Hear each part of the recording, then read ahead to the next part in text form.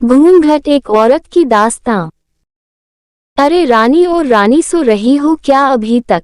रानी की जेठानी जोर जोर से चिल्ला रही थी घर के आंगन में खड़े होकर। रानी यानी मैं। तभी मैं भागती हुई अपने कमरे से निकली और बोली दीदी आ गई मैं। जेठानी बोली रानी तुम्हारा नाम रानी है, तुम रानी नहीं हो। मैंने तुम्हें रात में ही समझाया था कि सुबह को जल्दी उठ जाना, तुम्हारी मुंह दिखाई की रस्म है। मैंने बोला कि दीदी रात को नींद ही नहीं आई, जगह नहीं है और मन में थोड़ा डर था कि सुबह आंख नहीं खुली तो।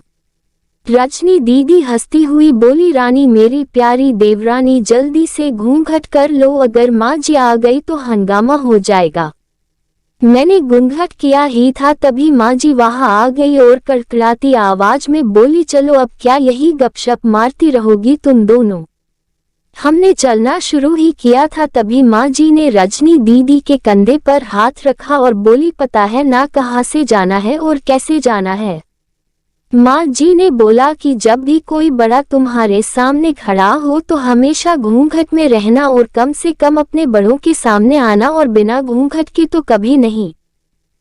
रजनी दीदी कुछ बोली ही नहीं, बस अपना सर हिलाकर हाँ बोल दिया। मैंने भी बस अपना सर हाँ में हिलाया।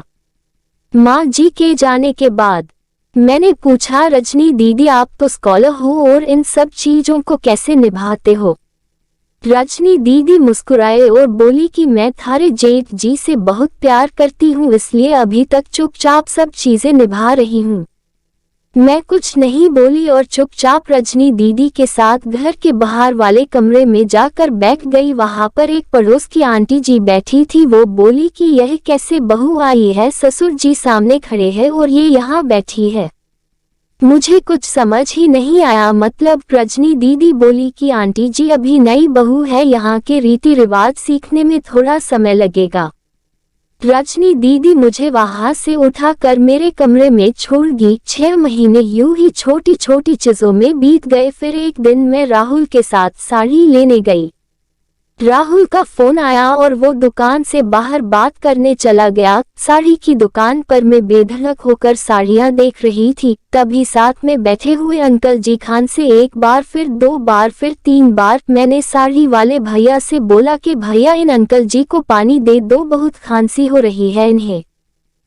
अंकल जी भड़क उठे और बोले क्या बदतमीज लड़की है ये, कच शर्म लिहाज है या नहीं इससे। दुकान पर हंगामा देख राहुल बाहर से भागकर अंदर आया और अंदर आते ही अंकल जी के पर छू कर बोले मामा जी आप यहाँ। मैं घबरा के दुकान से बाहर निकाल आई, एक लंबा घूंघट करके गाड़ी में बैठ गई। राहुल बाहर आया और गाड़ी में बैठकर गाड़ी बहुत तेज चलाने लगा। मैंने धीमी आवाज में बोला गाड़ी बहुत तेज चला रहे हो, कहीं एक्सीडेंट ना हो जाए। हम घर पहुंचे ही थे तभी माँ जी जोर जोर से चिल्लाते हुए बाहर आई, देखो आ गई ये रानी साहिबा, खानदान की इज्जत मिट्टी में मिलाकर। तभी रजनी दीदी आई और बोली माँ जी मेरे शादी को 6 साल हो गए हैं, मैं अभी तक मामा जी को नहीं जानती, ये कैसे जानेगी। माँ जी जोर से चिल्लाए देखो कैसे चपर चपर जवान चल रही है इस रजनी की। कभी राहुल सब की बात काटते हुए बोले कि माँ ये दोनों सही बोल रही है, अगर ये हमेशा घूंघट करके रहती है तो ये मामा जी को कैसे पहचानेगी। और माँ आज मामा जी के फोन पर तुमने पूरे घर की शांति को भंग कर दिया है। ये वो ही समाज है जिसने सीता मैया पर भी उंगली उठाई थी। पिताजी और जेठ जी ने भी अपना पक्ष राहुल के साथ ही रखा। माँ जी थोड़ी देर सोचने के बाद वापस रजनी दीदी और मेरे पास आई और बोली कि तुम दोनों को अपनी मर्यादा पता है, मुझे उम्मीद है कि तुम कभी भी मेरा सिर शर्म से नीचे नहीं झुकने दोगी। माँ एक ही परिवार के सदस्य है, हमें हमेशा साथ रहना है, अच्छा वक्त हो या बुरा वक्त, हर सदस्य को अपनी मर्यादा पता है। माँ जी ने मुझे और रजनी दीदी को गले लगा लिया। इस वीडियो में आपको कुछ भी अच्छा लगा हो और कुछ सीखने को मिला हो तो प्लीज चैनल को सब्सक्राइब और वीडियो को लाइक, कमेंट, शेयर करना मत भूलना। हम आपके लिए अच्छे कंटेंट लाते रहेंगे।